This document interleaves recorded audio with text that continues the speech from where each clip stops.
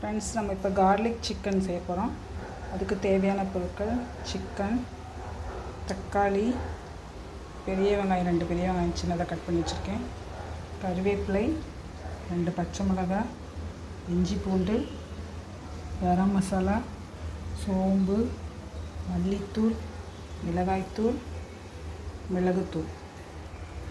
இப்போ வாங்க எப்படி செய்யலாம்னு பார்க்கலாம். கார்லிக் சிக்கன் செய்ய போகிறோம். அதுக்கு ஒரு குக்கரை அடுப்பில் வச்சுருக்கேன்.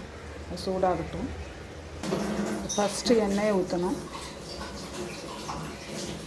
எண்ணெய் சூடாகட்டும். எண்ணெய் சூடாகிடுச்சு, சோம்பு போட்டுக்கலாம். இப்போ வெட்டி வச்ச வெங்காயத்தை போட்டுக்கலாம்.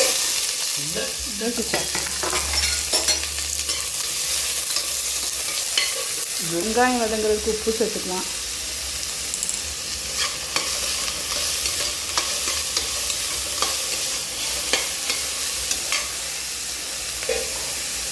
கருவேப்பிலை போட்டுக்கலாம்.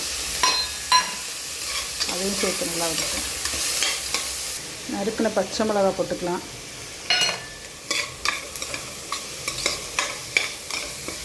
இஞ்சி பூண்டு தட்டி வச்சதை போட்டுக்கலாம். கரண்ட் இல்லாதனால தட்டி வச்சுருக்கேன், அரைக்க முடியல. இப்போ வெங்காயம் நல்லா வதங்கிடுச்சு. தக்காளி சேர்த்துக்கலாம். 2 தக்காளி கட் பண்ணி வச்சதை சேர்த்துக்கலாம்.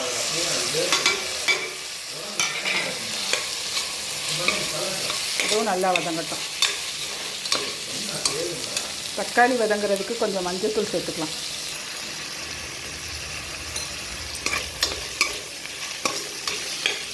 தக்காளி வதங்கிடுச்சு. கழுவி வச்சு சிக்கன் சேர்த்துக்கலாம்.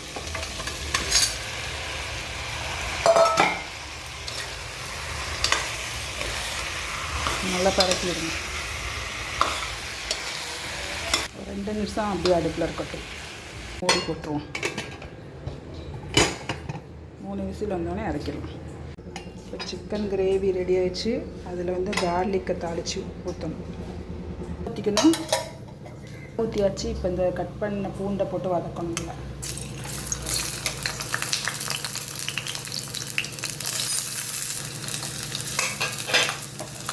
நல்லா வதக்கணும்.